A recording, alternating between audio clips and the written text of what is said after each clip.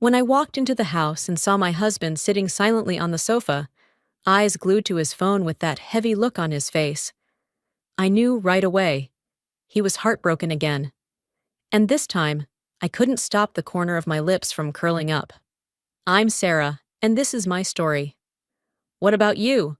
If you were in my shoes, would you stay silent and watch? Or would you smirk, knowing the cheater finally got a taste of loneliness? Leave a comment and share your thoughts. And if this is your first time here, don't forget to hit subscribe. Your support helps me tell more raw, real stories about truth, betrayal, and the unexpected twists life throws our way. On the way to the hospital for my prenatal checkup, James Sullivan's phone rang. I glanced at the screen and saw a familiar name flashing. The woman's voice on the other end was sweet, with a hint of playfulness, begging him to come right away. I kept my eyes on the scenery outside the window, the trees passing by in a blur, just like my mood. James turned to me, looking uneasy, his brows furrowed tightly. "I'm busy right now. Can it wait a bit?" His voice carried a trace of confusion, but I knew he was just trying to come up with an excuse. He opened his mouth to say something, but then stopped as if any explanation would be pointless. I lowered my eyes, my voice steady and calm like flowing water. "You should go." "I'll be fine." James froze for a second, surprised. He pulled over, the engine of the sleek black Mercedes-Benz still growling like it was urging him on. "Then go carefully by yourself." "Call me if anything happens," he said quickly, as if saying that would be enough to ease his guilt. I didn't respond, just gave a small nod and waved down a taxi. That "call me if anything happens" was just a polite formality. We both knew it. When James was with Lauren Hayes, even if I drained my phone battery calling him, he never picked up. The Mercedes roared off like an arrow, leaving me standing there on the curb. I didn't bother looking back. I got in the taxi and headed straight to the hospital. This wasn't the first time I'd gone to a prenatal appointment alone. The roads, the clinic, the paperwork, it was all as familiar as breathing. In the exam room, the doctor was reviewing the ultrasound, her eyes scanning the faint outlines of the baby. My phone vibrated. The screen showed Lauren Hayes. I answered, hearing the sound of water flowing on the other end. Her voice was laced with provocation. "Sarah Thompson, guess what James is doing right now?" I set the ultrasound paper down on the table, my voice flat. "Probably showering, getting ready to have fun with you." "What? Am I part of your little game too?" There was silence for a few seconds. Maybe Lauren didn't expect me, the legal wife, to be so calm, not crying or screaming after finding out about the affair. My indifference threw her off. Then, like she was regaining her confidence, she gritted her teeth, her voice cold and sharp. "You're getting a checkup today, right?" But just one call from me, and he ran straight here. "Sarah, as a woman, isn't it pathetic that you can't even keep your husband's heart?" I let out a dry laugh, my finger tapping lightly on the glass table. "I don't need his heart, Lauren. Just his money is enough. And you, sure, you have his heart. But the money he spends on you? It's marital property. Lauren Hayes, you'd better be smart. If I ever sue you, you'll have to pay it all back." Silence. Just heavy, annoyed breathing on the other end. Finally, Lauren hung up, probably too furious to speak. The doctor, who had unintentionally overheard the entire conversation, put the ultrasound sheet down and gave a faint smile. "Pregnant women shouldn't get upset. Your emotional control is impressive." I waved it off, my voice gentle but tinged with sarcasm. "My husband's mistress is dying to provoke me into a miscarriage. Over time, you get used to it." The doctor hesitated, her eyes showing both curiosity and sympathy. "And yet, you're still having his child?" I shrugged, my lips curving into a smile. "He's rich, isn't he?" The doctor fell silent, probably unsure how to respond. But honestly, that answer was just a joke. Having this baby had nothing to do with money. When I first got pregnant, I hadn't even heard of Lauren Hayes. Back then, I naively thought this baby might save our crumbling marriage. But later, I realized, when love is gone, nothing can fix it. Not a baby. Even if I had 10 kids, James Sullivan's love wouldn't come back to me. But it's okay. Luckily, I've found happiness elsewhere now. The sound of the wooden door opening pulled me out of my thoughts. I turned around and saw a man, sweaty, breathing heavily, like he had run the whole way. His white t-shirt was wrinkled, jeans plain, but his face stood out so much that the casualness became a kind of charm. His eyes sparkled, and a bright smile lit up his face. "I'm late," he said, his voice tinged with guilt but warm. I smiled, a wave of relief washing through my chest. "No, you're right on time." "You came just when I needed you." I gently patted the wrinkled white t-shirt he was wearing, feeling the damp fabric soaked with sweat under my fingertips. "That $600 shirt you're wearing looks like it cost $60. What a waste," I teased. But warmth surged in my chest, seeing how rushed he'd come. Noah Carter held my hand, his grip warm and steady. "I was in such a hurry." "The moment you texted, I ran straight out the door." He looked down at his feet, eyes wide in surprise. "Oh God, my socks are on backward." I couldn't help but smile. The doctor standing nearby froze, glancing back and forth between me and Noah, like he was trying to make sense of this unexpected situation. I felt a little embarrassed, my face flushed hot, and quickly explained, This is my boyfriend." The corners of the doctor's mouth twitched, like he wanted to laugh but held back, his eyes showing amusement mixed with surprise. Noah Carter quickly leaned in closer to the exam table, his voice full of concern. "Doctor, is there anything wrong with this checkup?" The doctor cleared his throat, reined in his curiosity, and returned to his professional tone. "Her body's been slightly anemic, so she'll need to pay closer attention in the later stages." He began explaining in detail, his voice steady and clear.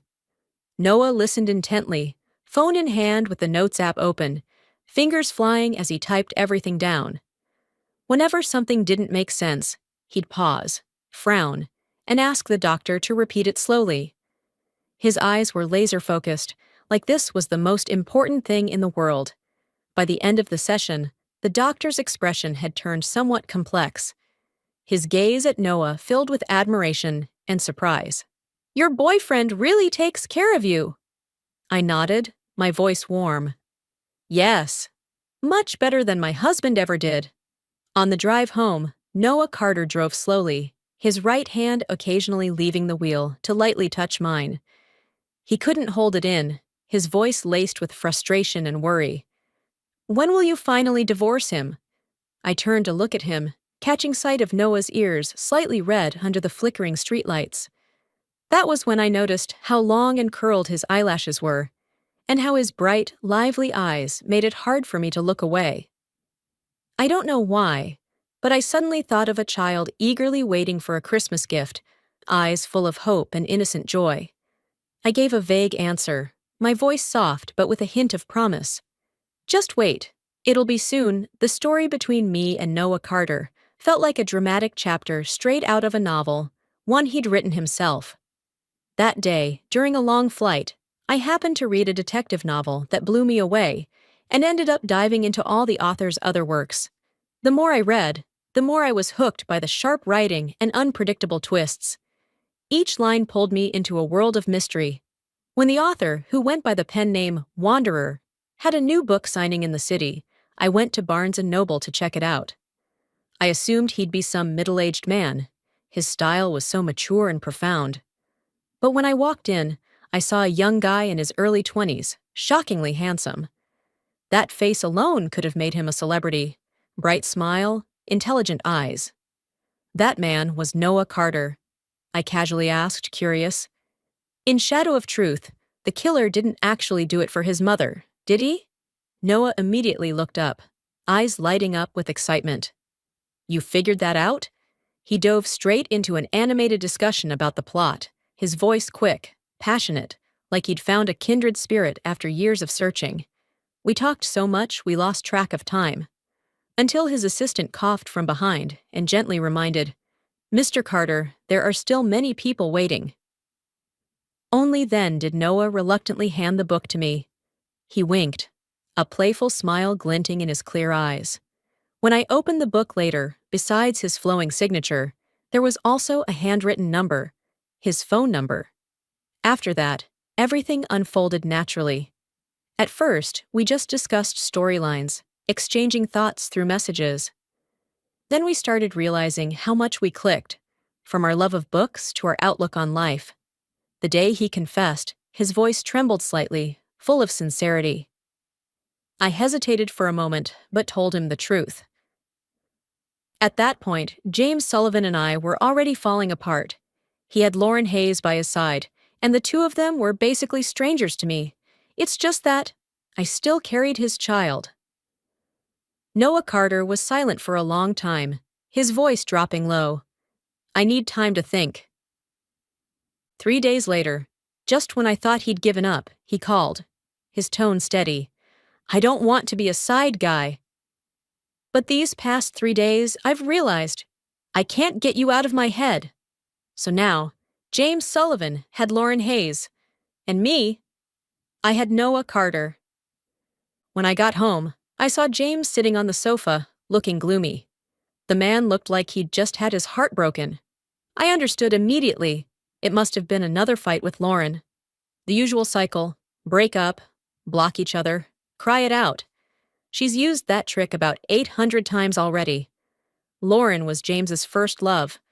They'd known each other since they were 17, stuck to each other for 5 years. Back then, James wanted to marry her. He'd even bought the engagement ring. But for some reason, probably under the influence of his mother, she never liked Lauren. They broke up, and she started suggesting me to James instead. I was one of the students his mother had supported. From the time I was 10 until I turned 18, she consistently helped me, not just with tuition, but also living expenses. After I got into university, she still worried about every little thing. I was an orphan, had nowhere to go during Christmas, so she always invited me over for dinner.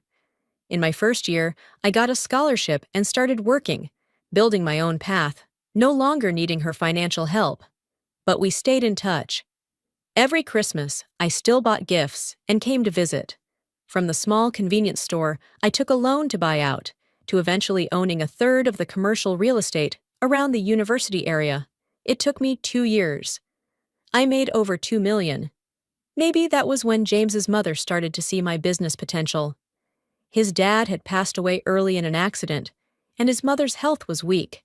She was in and out of the hospital constantly. James himself had no business sense, and his mother constantly worried about the Sullivan family's future. Lauren studied art, and his mom believed she wouldn't be of any help to the family. So she sat me down for a long talk, hinting that I should date James, help him run the family business. I stayed silent for a long time, but eventually I nodded and agreed to try going out with James. I thought marrying James would be a way to build a stable future. I was 20 back then, ambitious and naive. Now I'm 29, and I know I was wrong.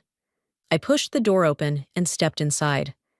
The warm yellow light from the living room cast a soft glow over James's figure, sitting alone on the sofa.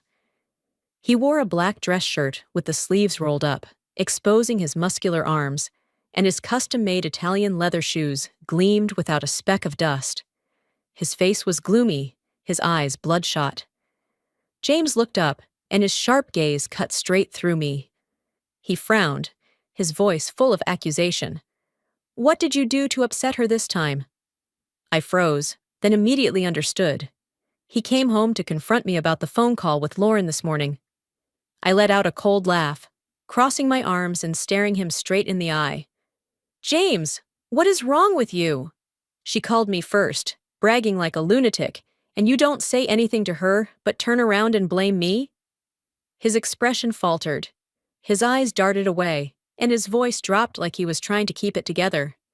You know how she is. She's been spoiled since she was little. She's a bit emotional. So what's the harm in just letting her have her way a bit? I stood there, looking at him, feeling like an ice block was slowly sliding through my chest.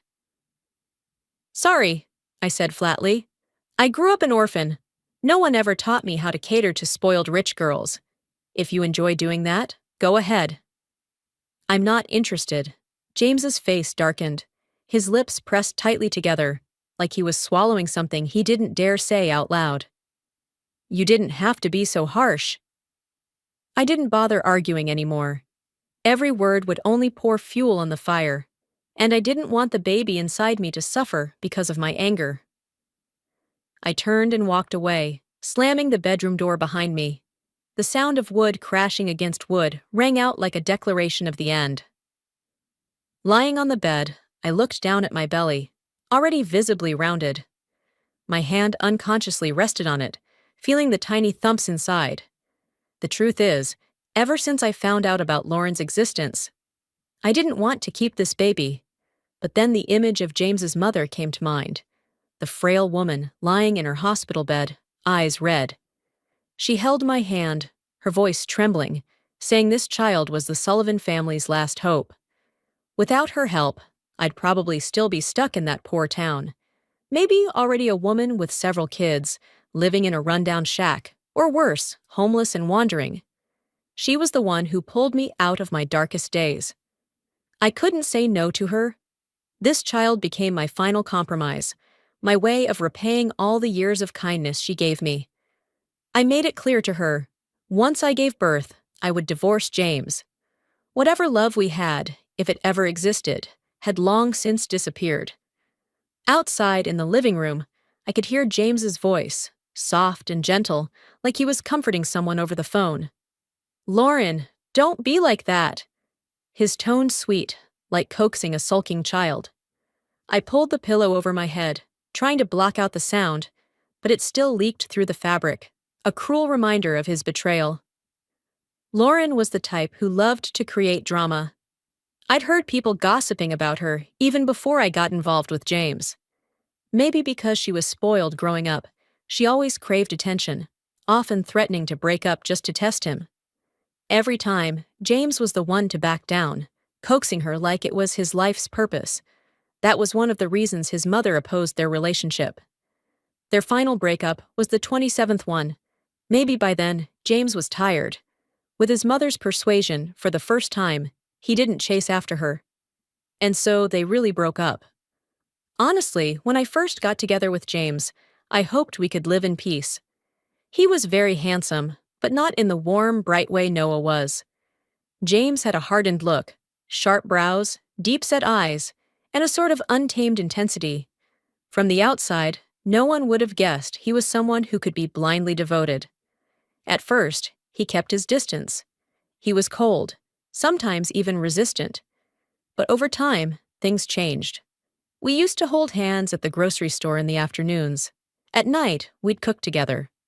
On Valentine's Day, he booked a table at my favorite restaurant and gave me a necklace he picked out himself, his eyes shining when I opened the box. On the nights I woke from nightmares, he'd pull me into his arms, gently pat my back, whispering, "It's okay, I'm here." Then we'd fall asleep wrapped in each other, his breath in my hair, peaceful like a dream. There was a time I truly thought that was happiness. I believed we'd stay together forever like that. Until a year ago, when everything suddenly changed. James became irritable, easily agitated. His words turned into daggers. At first, I thought it was work stress. When I found out I was pregnant, I was even happy, thinking the baby would bring us closer. But then I discovered the truth. It wasn't stress. It was Lauren. She had come back. That's when I realized, from beginning to end, James had never really let her go. The creak of the bedroom door snapped me out of my thoughts. James pushed the door open, his tall frame filling the doorway, but his face was still clouded. He stood there, hands on his hips, looking at me lying on the bed, his voice low but heavy with pressure. "She's really upset this time. Can you just try to apologize?" In that moment, a wave of rage surged in my chest, burning so hot it felt like it could incinerate every ounce of patience I had left. I looked at him, eyes ice cold, my hand instinctively gripping the bedsheet. I genuinely wanted to grab the bedside lamp and smash it against his head to see what the hell he had going on in there. But then, the doctor's words from this morning echoed in my mind. Pregnant women should not get angry. I took a deep breath, jaw clenched so tight it hurt, trying my best to suppress the storm that was building inside me. "Get out!" I spat, every word sharp and unforgiving. James frowned. He took a step toward me, his voice turning colder. "Sarah, that's too much." I shot up from the bed, my bare feet hitting the cold wooden floor, but the fire in me was hotter than anything. "I've had enough, James," I almost shouted, pointing straight at him, my finger trembling from the emotion. "When the company's in trouble, you come to me. When Lauren throws a tantrum, you come to me too. A man who lives this pathetically. Seriously, it's shameful. If you don't even know what you're doing, then don't drag me down with you." Something dark flashed across James's eyes, like my words had struck a deep, raw nerve.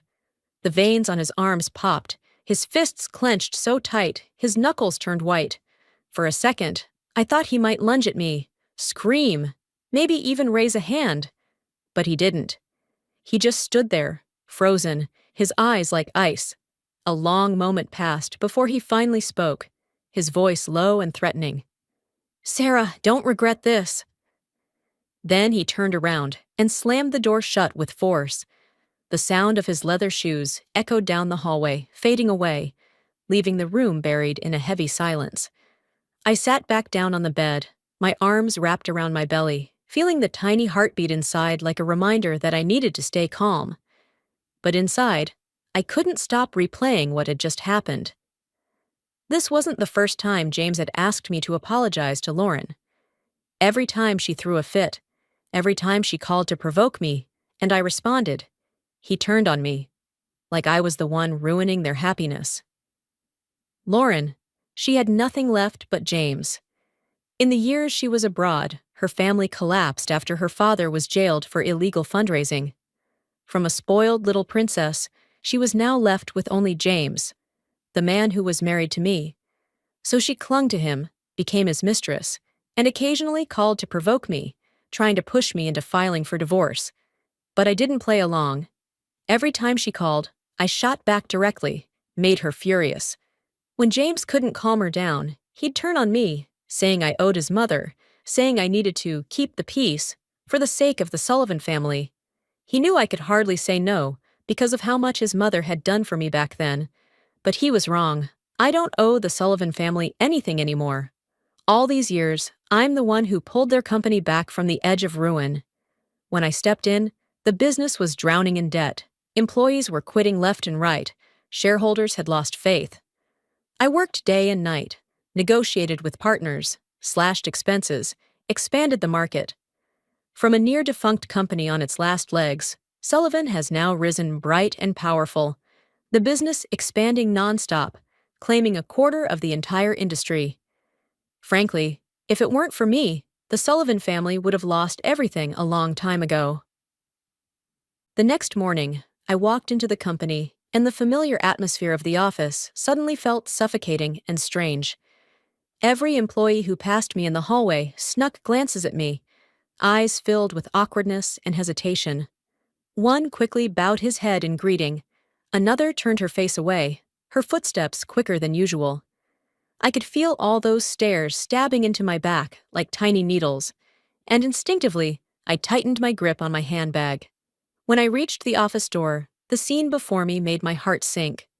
My belongings, books, documents, family photos, were thrown carelessly all over the floor, scattered like trash. My favorite mug, the white porcelain one with cherry blossoms James's mother gave me last year, was shattered into tiny pieces. I stood there frozen, blood rushing to my face, my voice turning cold like ice. "What is this?" The door opened, and someone I never expected stepped out. Lauren Hayes. She stood there in a tight red dress, curled hair draped over her shoulders, glancing nonchalantly at the mess on the floor before letting out a sneering smile, the corner of her lips lifting with mockery. "Just helping you clear out your office," she said casually, her voice light but full of provocation. "With that big belly, it must be inconvenient." "I'm just being helpful," I stood frozen, staring at her in disbelief. "What are you doing here?" I asked, my voice trembling slightly with the fury rising inside me. Lauren leaned against the doorframe, arms crossed, smiling smugly. You didn't know? Classic James, forgetting to mention things like this. She paused, savoring the moment, then continued, her tone light, but to me, it landed like a lightning strike. Sarah Thompson, James already reassigned you. You're no longer the CEO of Stellar. You can pack up and go. My voice shot up in shock. Reassigned me? Then who's the new CEO? A ridiculous suspicion flashed in my mind. So absurd I didn't dare believe it, yet it clung to me like a nightmare. Lauren clearly enjoyed the look on my face. Her eyes sparkled with triumph as she walked over and flipped the nameplate on the desk. I only mentioned it in passing, and he immediately moved you. She smirked, stepping closer, her voice low and laced with venom. Sarah, did you really think you could hold on to his money? Let me tell you, don't expect to keep a damn thing. It was laughable. I turned to look at the people around us, employees and colleagues I'd worked with for years, all with discomfort written on their faces, eyes avoiding mine, lips pressed tight. But not one of them spoke up. The silence was stifling. Just then, James appeared, tall in his usual black suit, his face indifferent to the point of cruelty. He stopped beside Lauren, hands in his pockets, as if everything was unfolding exactly as he'd planned. James, what is this supposed to mean? I stepped toward him, my voice filled with outrage. He looked at me, eyes unmoved, his tone calm, like he was talking about the weather. I'm thinking of what's best for you. You're pregnant now. It's inconvenient to work. Let Lauren help out, so you can rest at home. I stared at him in disbelief, my mouth falling open. Her! You're replacing me with her? She studied art. Are you trying to bankrupt Stellar? The Southern Suburbs development project with the city is still waiting on me. If you remove me, what's going to happen to that deal? James crossed his arms, his tone full of contempt, his eyes scanning me up and down like evaluating a defective product. Sarah, you really think too highly of yourself. You think without you the company can't run? Before you came, Stellar was doing just fine, wasn't it? That's when it hit me. So this was revenge for not apologizing to Lauren yesterday. Or maybe they'd been planning this for a while, waiting for the right moment to kick me out. James, I said, trying to stay calm though my voice trembled. Doing this will ruin Stellar. You can't be that irresponsible, ruin Stellar, he scoffed, giving me another cold once-over. I think you just can't let go of power. Ever since you joined the company, who even remembers I'm the owner? To everyone, it's just CEO Sarah. I swear you were about to change the company's name to Thompson Corp. I stood there, stunned, staring at James, his eyes burning with resentment. So that's what it was. In his eyes, I'd overshadowed him, stolen the spotlight he thought belonged to him. But I never wanted that. James's mother brought me into Stellar to support and protect him, and yet, all these years, he was too busy drinking, racing cars with his rich buddies, completely ignoring the business. I tried to talk sense into him, but he'd snap, irritated. I've got a degree, what do I need you for? My mom brought you into the company to work for me, remember? With no other choice, I carried Stellar on my own. Those years, the company declined day by day, cash flow unstable, major clients leaving one after another. I had to go door to win them back, bowing, begging, my voice pleading. Sometimes I had to drink with shady, arrogant clients, obese, sleazy, reeking of lies. No one helped me. Even now, when I think about it, I still can't believe I got through those years alone. Let's be clear, without me, there would never be the Stellar we see today. Strong, expansive, stock soaring. And now, after using me up, James throws me out like an old tool. I couldn't hold it in. I laughed, cold and sharp, echoing through the quiet hallway. A few employees turned their heads, startled. I took a step back, my voice steady but laced with scorn. James, does Eleanor Bennett know you're doing this? His expression shifted slightly, a flicker of panic crossing his eyes. But it vanished quickly, replaced by anger. He shouted, his voice ringing out. This is the Sullivan estate. This is my company. I don't have to report to anyone. Lauren stood smugly beside him, half smiling with mockery, her eyes gleaming with victory. Sarah, who do you think you are? She stepped forward, voice dripping with contempt. You're just a cheap little worker. Pack your crap and get lost. I stared at the man in front of me, the one who used to be my husband, the one who used to hold me through endless nights, and for a long moment, I stood frozen, feeling like my heart had been ripped apart. Then suddenly, I laughed, a bitter, cutting laugh. All right, James. Well done, I'm leaving. Leaving the company, I stepped onto the street. The noise of the city rushed into my ears, but everything around me felt blurry and distant. The phone in my bag buzzed nonstop, one call after another from senior executives, people I had worked side by side with for years. I glanced at the screen, saw their names flashing, but my hands trembled as I picked up. A deputy director's voice came through, filled with guilt. Sarah, James called an emergency meeting this morning. We tried to object, but he dismissed everything. We didn't agree, but I hung up before he could finish. I didn't want to hear more. I wandered aimlessly down the sidewalk, feet heavy, mind blank.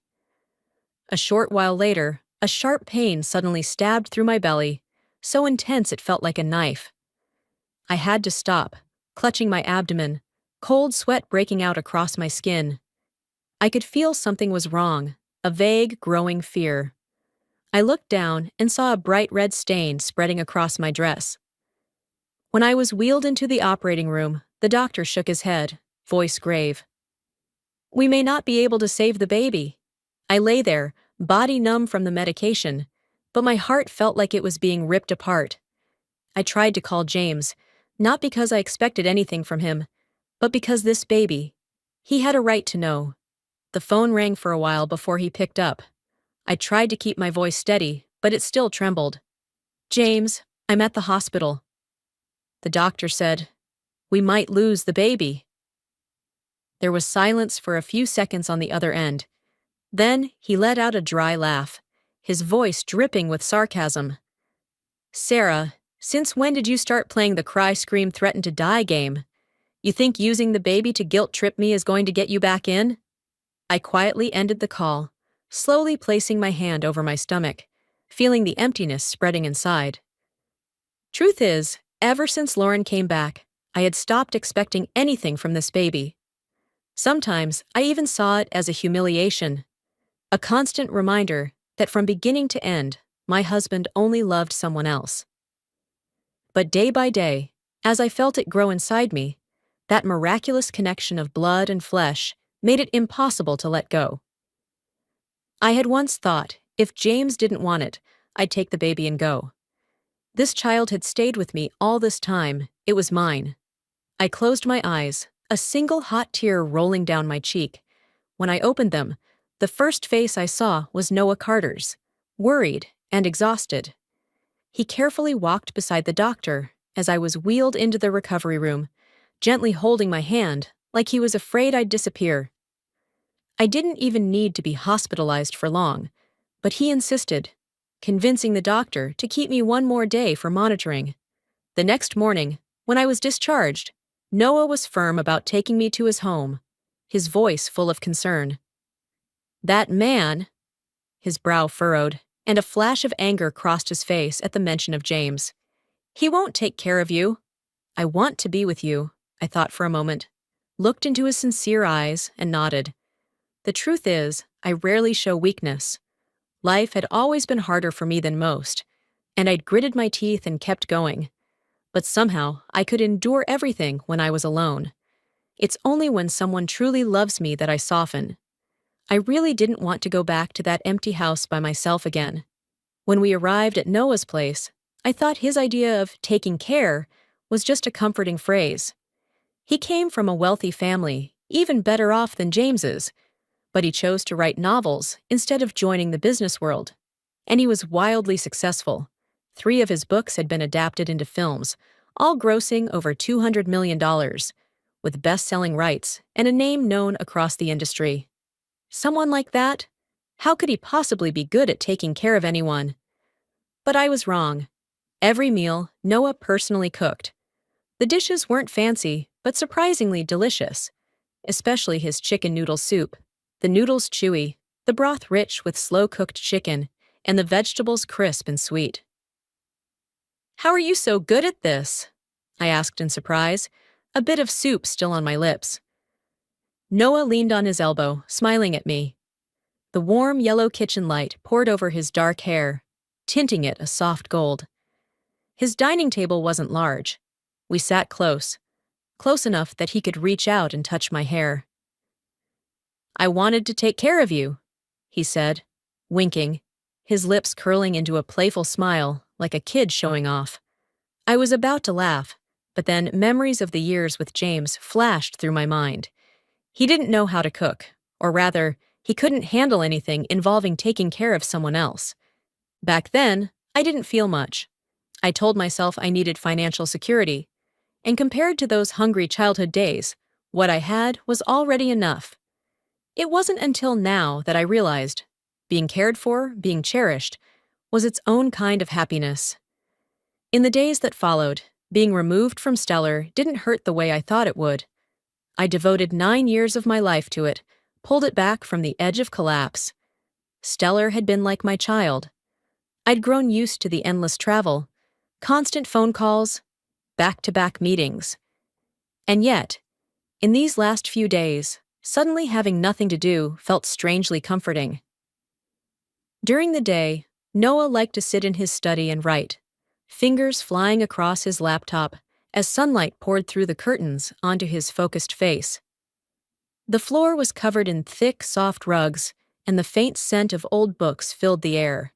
On sunny days, I'd curl up in the beanbag next to him with a book in hand, the sound of pages turning gently filling the room. Sometimes we'd argue fiercely about a plot twist, bickering all morning, laughter echoing off the walls. In the afternoon, we napped together. The curtains drawn tight, darkness blanketed the room, and everything felt so still. He'd wrap his arms around me from behind, warm breath against my neck, and we'd sleep until 3. After writing a bit more, we'd go grocery shopping, hand in hand. He'd push the cart while I picked fresh vegetables. After dinner, we'd watch a movie together. For the first time in my life, I had days like this. No arguments, no power games. Just being together was enough. Sometimes, lying beside him, listening to his steady heartbeat, I felt this happiness was so fragile it couldn't be real, like a dream that could shatter at any moment. That night, while I was lying in Noah Carter's arms watching a movie, my phone suddenly rang. It was James's mother calling. I hesitated for a moment, then picked up. Eleanor's voice came through, barely suppressing her fury. "I heard that bastard reassigned your position?" I was stunned. This was the first time I had ever heard her curse. Her voice was sharp, trembling with anger. Eleanor had always been a refined woman, soft-spoken, and yet now, I could feel the fire in her through every word. "I just gave him a piece of my mind, but this time he's adamant about his decision." She paused, trying to steady her breathing, heavy exhales crackling through the phone. "Sarah, don't be upset. Let me come back." It was clear she was truly furious, her voice rising, like she was ready to burst through the phone and confront James herself. I looked over at Noah. He was sitting beside me, gently holding my hand, eyes full of concern as he quietly listened. In that moment, all the bitterness and resentment I had felt about being thrown out of Stellar suddenly faded, like a gust of wind had blown away the fog. I took a breath, my voice calm but resolute. "No need, Mom. I haven't even told you yet. On the same day I was reassigned, I also lost the baby. I'm going to divorce James." The line went silent, the pause so long it became suffocating. I could almost hear her heartbeat through the phone. Heavy, aching. This was something we had once discussed. She had supported me for 9 years, and I had helped James carry Stellar for 9 years. The baby had been the last remaining tie, the promise I made to her, and now even that was gone. It was time for me to leave. We both knew I wasn't coming back. After a long while, her voice broke, trying to force a smile, but unable to hide the trembling. "Don't worry, everything that's rightfully yours. I won't let you lose a single cent. From now on," she choked up, a small sob slipping through the line. "From now on, just live a good life." I pressed my lips together, my eyes stinging, but I didn't let myself cry. "Thank you, Mom," I whispered, then ended the call, still clutching the phone in my hand like it held the last bit of warmth from her. Noah pulled me into his arms, his hand gently stroking my hair, saying nothing, just holding me tightly, as if trying to shield me from the entire world. A few minutes later, the phone vibrated again. This time, it was James. His voice burst out, furious. "Sarah, you lost the baby and didn't tell me?" I let out a cold laugh, my voice sharp as a blade. "James, if there's something wrong with your brain, go get it checked." "I didn't tell you? You really forgot what you said with your own mouth?" He was speechless for a moment, his voice shrinking, as if scrambling for an excuse. You thought I was using the baby to threaten you? Thought I was clinging to my position at the company?" I cut him off, each word stabbing into him like a knife. "James, go ahead and hold on to your precious title. I'll be watching to see how Stellar collapses. You'll regret destroying everything your father left behind." With that, I hung up decisively and tossed the phone onto the sofa. The soft thud echoed in the quiet room. I wasn't always like this. I used to be gentle, used to indulge James without conditions. But he pushed me, step by step, cornering me, until I had no choice but to become the cold, unyielding woman I am now. A week later, I pushed open the door to the house that used to be my home. A week at Noah's had helped me regain my composure. But the moment I stepped in here, all the old memories came rushing back like sharp fragments. James was sitting on the sofa, wearing a wrinkled gray dress shirt, his once polished Italian leather shoes now scuffed with dust. He looked up at me, eyes bloodshot, voice low and filled with remorse. "That day, I'm sorry. I didn't expect." I said nothing, just stood there, gripping the strap of my handbag tightly, my eyes passing over him like looking at a stranger. The truth is, I felt there was nothing left to say between us. No matter how sincere his apology might be, it couldn't erase the wounds he left behind. I walked to the table, pulled a folder from my bag, and placed the divorce agreement in front of him. James froze, eyes wide, as if he couldn't believe what he was seeing. He suddenly looked up, voice rising in shock. "Sarah, you want to divorce me?" "Yes." I glanced at my phone to check the time, as if I were doing something completely routine. He flipped through the agreement in a hurry, fingers trembling as he skimmed each page, his face growing darker with every second, like he'd just been doused in cold water. "Is it because of your lover?" he growled, eyes flashing with a mix of anger and pain. I laughed, a short, mocking laugh. Too tired to argue, I simply nodded. "Yes." James suddenly shot up from the sofa, his steps unsteady, his face pale. "Did you forget that you're already married?" he shouted, pointing at me, the veins in his neck bulging. "Does he even know you have a husband?" I stared him straight in the eye, the smile on my lips turning sharper. "Of course he knows. And you're married too, aren't you? Lauren never cared that you had a wife." He choked on his words, his face growing uglier, lips pressed tightly, as if he were trying to swallow something bitter. I tilted my head, voice calm but laced with sarcasm. "What's wrong?" "You don't want a divorce now? What's Lauren supposed to do then?" James glanced at me, eyes full of frustration, his voice dropping to almost a whisper. "We're not even at that point yet." Suddenly, he stepped forward, gripping my shoulders tightly, so hard it made me flinch from the pain. "Sarah, where will you go if you leave the Sullivan family?" "What else can you do? You're going to throw away everything you've built over all these years just because of one impulsive moment. Is it worth it?" I slowly pushed his hands off me. Looking him straight in the eyes, I said, "Aren't you the one who forced me to give it all up? You kicked me out of Stellar, made me lose our child. James, wasn't everything I lost taken by you? So what are you pretending for now? He was stunned into silence, standing frozen like a statue, his eyes flickering with panic. After a long pause, he stammered, voice shaking, as if he couldn't believe what he was hearing. That's not true. Sarah, didn't you still love me? All these years, you never let go. How can you just walk away now? I smiled, a soft, bitter smile, like a breeze full of sorrow. You think I stayed all these years because I loved you? I paused, looking deep into his eyes, each word like a dagger to the heart. James, I wanted to divorce you the moment I found out you were cheating. I stayed because Eleanor supported me for 9 years, and I helped you revive Stellar for 9 years. That term is now over. I slid the divorce agreement toward him, my fingertip brushing the paper like touching the door to my own freedom. James, I don't owe your family anything anymore. He went still, his hands falling to his sides, eyes blank as he stared at the agreement on the table, like the entire world had just collapsed beneath him. You? What did you say? His voice trembled, weak, like a man who'd just lost everything. I repeated, each word crystal clear. Time's up, James. Let's get divorced. That day, the argument from the day before had led nowhere. James stubbornly refused to get a divorce. I packed my things and moved out of the villa, settling in at Noah's place. Even though I had left Stellar, old friends from the company still kept in touch often, their voices filled with frustration over the phone.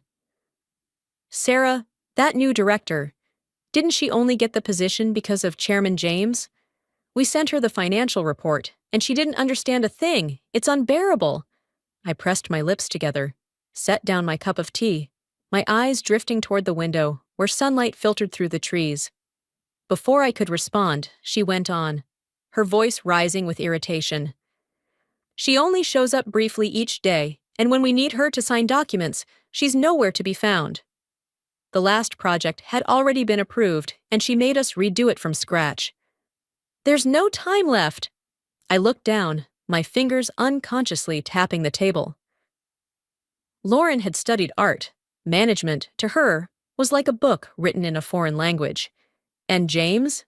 He wasn't much better. A man used to relying on others, never lifting a finger when it came to serious work. With Stellar in their hands, I knew it wouldn't last long. Sure enough, less than 2 months later, while Noah and I were preparing divorce paperwork for court, my phone rang again.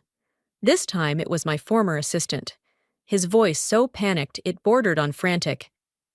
Sarah, something huge has happened at Stellar, he nearly shouted into the phone, breathless. Lauren ignored everyone's objections and bought a bundle of bad assets. We all disagreed, so she went to James, and he approved it right away. I listened, my heart tightening, though I wasn't surprised. His voice brimmed with disdain and fury. She didn't even read it carefully, only found out later that all the land was already mortgaged. Now the whole thing can't move forward, and the funding chain's already broken. Sarah, what do we do now? I let out a bitter laugh, my eyes meeting Noah's across the table. He had stopped typing and was looking at me with concern. I'm not a magician who can fix everything, I replied, my tone calm but tinged with pain. They'll just have to deal with it. Stellar now was completely chaotic, like a ship that had lost its course. From what my former colleagues told me, Lauren and James were now turning on each other. Back when I was still there, I handled everything, from negotiating with partners and balancing finances to resolving problems big and small. James got to enjoy the perks, while Lauren simply played the role of the hidden mistress. But now, having to carry the load themselves, they finally saw how hard it really was. And then, just like a predictable act, the familiar scene unfolded. They broke up, right there in the company office. That day, the argument from yesterday hadn't gone anywhere. James was dead set against the divorce. I packed up my things and moved out of the villa, settling in at Noah's.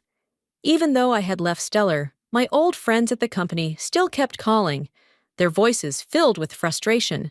Sarah, that new director only got the position because of Chairman James, right? We sent her financial reports, and she doesn't understand a thing. It's unbearable.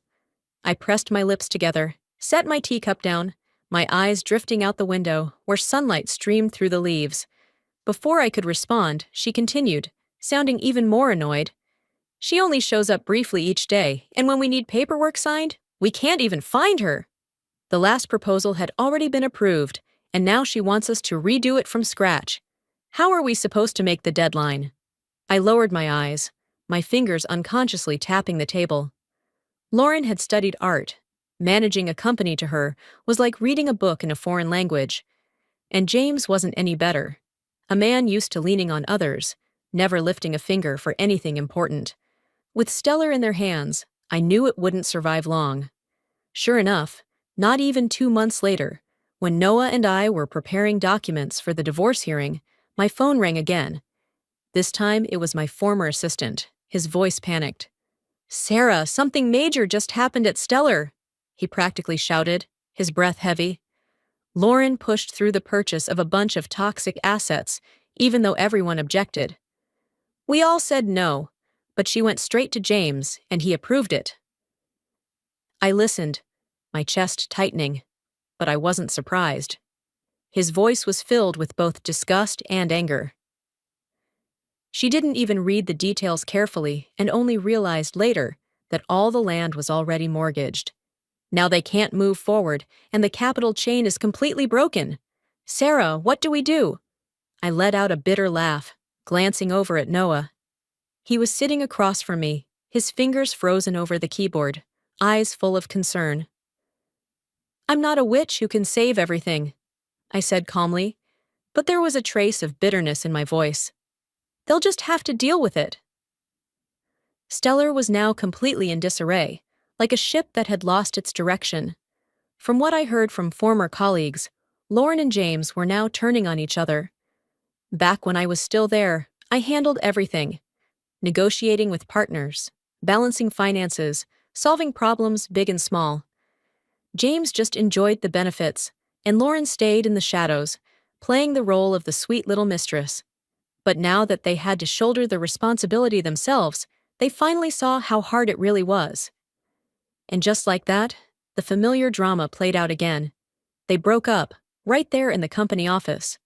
Stellar eventually collapsed completely, acquired by a large regional corporation. I heard the news through a call from my former assistant, his voice full of bitterness, like he was talking about the death of a close friend. What surprised me was that after turning against James, Lauren handed over all the trade secrets she had, figures, contracts, plans I had carefully built, to our competitor.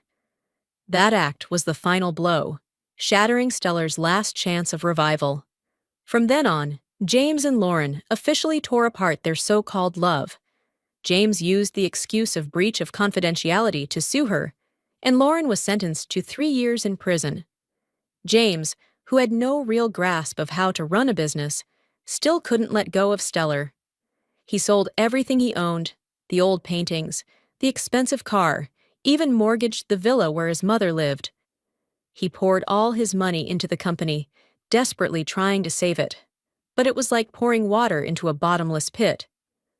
Stellar was gone, and so was his wealth. A year later, I founded my own company, still in the same line of business as Stellar, but this time everything felt lighter. The team was made up of former colleagues, people who had stood by me through tough times. They came into the new office with bright smiles, coffee cups in hand, voices full of excitement. "Sarah, let's start over," someone said, and we sat around the meeting table, mapping out plans. Soon the company was running smoothly. Orders came in regularly, and the office was filled again with the sounds of ringing phones and typing keyboards, no longer burdened by the past, only free to create and grow. Noah Carter's book was also released, a detective novel interwoven with romance, a departure from his usual style. Online, fans buzzed with chatter, comments poured in. "Wanderer added romance this time. It's so sweet," someone wrote, and I smiled holding the book in my hand, the soft blue cover, the first page bearing a line in italics. I dedicate this book to the love of my life. Noah sat next to me on the couch, his hand gently brushing the pages, his voice a whisper. You know, this one's about you. I leaned my head on his shoulder, felt the steady rhythm of his breathing, and for the first time, I truly felt free. Not shackled by the past anymore, just surrounded by peaceful days where I could sit by the window, look out into a lush green garden, holding a warm cup of tea, letting the breeze carry the scent of flowers into my chest, gently erasing old wounds. I turned to him, smiled, and whispered, "Thank you for giving me a new beginning." He gave my hand a soft squeeze, his eyes shimmering, and we just sat there, quietly, letting time pass in peace. And in those moments, I realized that freedom isn't about running away from old wounds, but softly letting them drift away, like fallen leaves on the surface of a still lake, so that our hearts can heal, can truly live in the calm of the present, and be loved without fear.